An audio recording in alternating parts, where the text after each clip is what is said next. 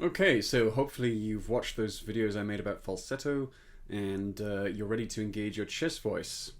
So the chest voice, it's very, very easy to underdo, particularly if you, for example, worked with a teacher or studied a program that advises you to do things very, very lightly. And trying to engage the chest voice, trying to grow the chest voice strength while also keeping it light is like trying to go in and out of a door at the same time. It ain't gonna happen. You need to be loud, boisterous, perhaps a little bit primitive in terms of how the sound sounds. You don't go for a refined sound immediately. Make it just sort of deep and gutsy and loud. Now, that said, the chest voice, like the falsetto in its pure, unmixed, unregulated form, starts off weak at the bottom and it gets louder as you go up. So if you want to, if you want to grow the chest voice, you have to work with that. You have to increase the intensity as you go up. That doesn't mean that you're always going to be stuck getting louder and louder as you go higher. That's not the goal here. But again, just to really, really kind of engage those muscular processes. So that muscular process. So how does it sound? I like to use certain voices to just jumpstart my chest voice, and if you're unfamiliar with how to do so, this is a really, really nice way in. So my favorite is what I think of as just theatrical voice. So if you think of a sort of early to mid 20th century, perhaps British, slightly ham Shakespearean acting style, declarative style, to be or not to be, tomorrow and tomorrow and tomorrow creeps in this petty pace from day to day to the last syllable of recorded time. Go full ham on this. Go full cheese. Don't hold back. No holding back allowed here. You've really, really got to commit yourself to it. You could think of a kind of manic evangelical preacher. You could think of one of my favorites is a rustic guy walking his dog, and the dog disappears over the horizon, goes too far away, so he calls the dog back. Come on, lad. Come on.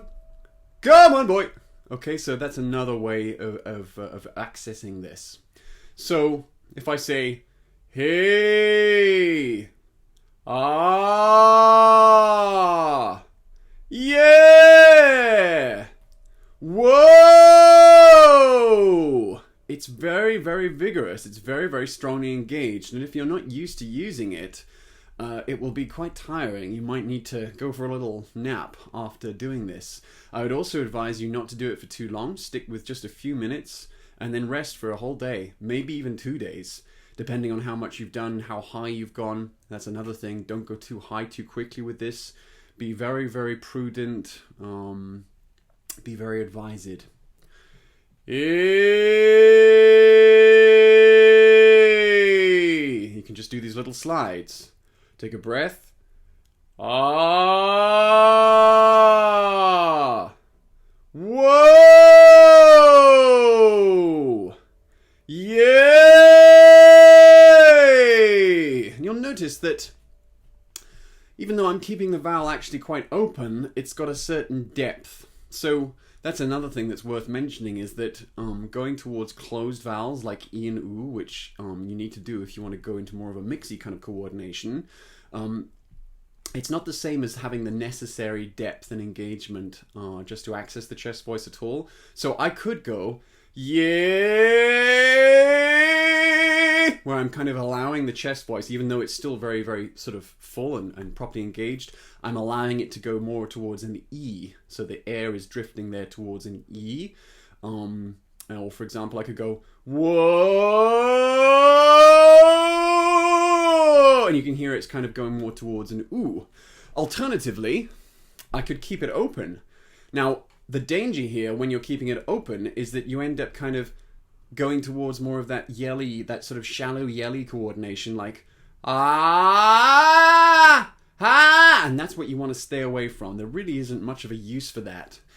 But if you want to keep that, if you want to kind of go into more of a belt coordination with more chest resonance, which is kind of a slightly separate thing from chest voice in the muscular sense, then you keep the vowel open, but still nice and sort of dramatic sounding. Ah!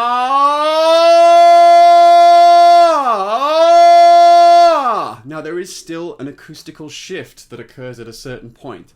That's very, very natural. So I'm not going ah. Again, you've got to keep a certain amount of that pharyngeal space, certain amount of that depth. Ah! Yay! And you can kind of hear just by making those gestures, I'm kind of getting into a belt place. You know, that's kind of a sound that I can use. So if I basically just take that and suspend it, yay!